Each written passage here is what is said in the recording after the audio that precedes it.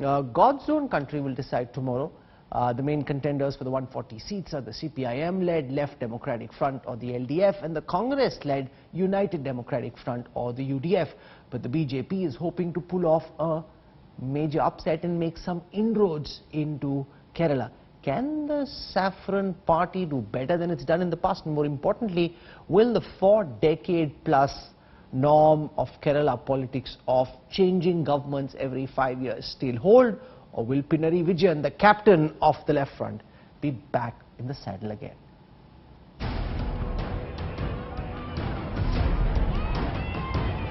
The high-voltage election in Kerala will be held in a single phase on April the 6th. Though the main contenders for the 140 seats are the CPM-led Left Democratic Front or LDF and the Congress-led United Democratic Front or UDF, the BJP is hoping to pull off a major upset. Kerala has switched between the LDF and UDF for several years now. In 2016, the LDF romped home with 91 seats, while the UDF won 47. The CPM alone won 58 or 41% of the seats. On the other hand, 24 out of 37 parties contesting the election failed to win a single seat. Dharmadom, Haripad, Puthupalli, Palakkad and Nemom are some constituencies witnessing high-profile contests. While Chief Minister Pinarayi Vijayan is contesting from Dharmadom, while E. Sridharan, also known as the Metro Man, is the BJP's candidate from Palakkad. Former Congress Chief Minister Oomen Chandy is contesting from Puthupalli. Opposition leader Ramesh Chennithala is in the fray from Haripad. All eyes are on Chief Minister Pinarayi Vijayan, who is not just fighting anti-incumbency but also corruption charges linked to the gold scam. രാഷ്ട്രീയമായി എടുത്ത പ്രശ്നങ്ങളാണത്. രാഷ്ട്രീയമായി കാര്യങ്ങൾ കൈകാര്യം ചെയ്യുമ്പോഴാണ് മുഖ്യമന്ത്രിയെയൊക്കെ target ചെയ്യാൻ അവർക്ക് സാധിക്കുന്നത്. അതിന്റെ ഭാഗമായി എത്രത്തോളം കാര്യങ്ങൾ നടന്നു എന്നുള്ളത് ഇനിയുള്ള വേളയിലാണ് പുറത്തു വരിക. Kerala is also a prestige battle for Rahul Gandhi. The Congress MP from Wayanad has gone all out to campaign in the state, locking horns with the left and the BJP.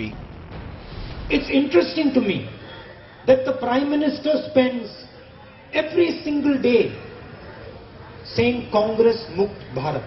I have never heard the Prime Minister say CPM Left Front Mukt Bharat or CPM Left Front Mukt Kerala. Never. It was in 2016 when the BJP won a seat in Kerala for the first time. Party veteran O. Rajgopal won from Nemom after receiving over 67,000 votes.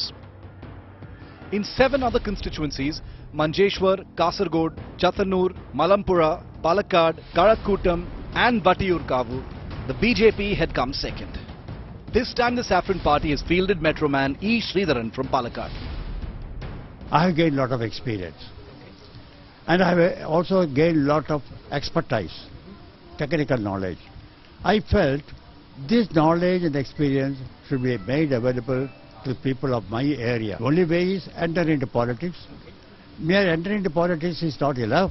You must have some position of power so that you can decide matters, you can get things executed, you can bring help and assistance to the people of this area. God's own country is now all set for the vote.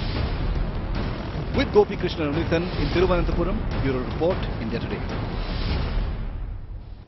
Okay, I want to show you some interesting data points for the state of Kerala. And I look first at the margin calculator, which will give you a sense of how many seats were won and lost by very narrow margins. 29 out of the 140 seats were won with a margin of less than 5,000 votes in the last elections. 19 of those were won by the Left Democratic Front. 19. The UDF won only 8 of those, which means that, you know, those are seats where their win was very narrow and their lead precarious. These are the swing seats, seats which have changed hands in every election over the last 3 elections. Kerala has 32 such seats. The LDF in the last election won 24 of those seats. The UDF won 3. The BJP had 1. Now I'll show you the strongholds of the CPM. Strongholds are those seats which have been won by the CPIM in every election over the last 3 elections. Very strong presence of the CPM in North Kerala, which is also where the left is expected to do well in some parts of central Kerala. Congress, for its part, typically tends to be stronger in the southern parts of the state. 20 Congress strongholds out of the 140 seats of Kerala. Remember, unlike say a West Bengal or an Assam, Kerala more urbanized as a state, especially in the coastal region. 64 out of 140 seats are considered urban seats. Out of these, the LDF 139, the UDF 120 in the last elections. If I look at what happened in rural Kerala, out of the 48 seats of rural Kerala, LDF had picked up 32, the UDF had picked up 13.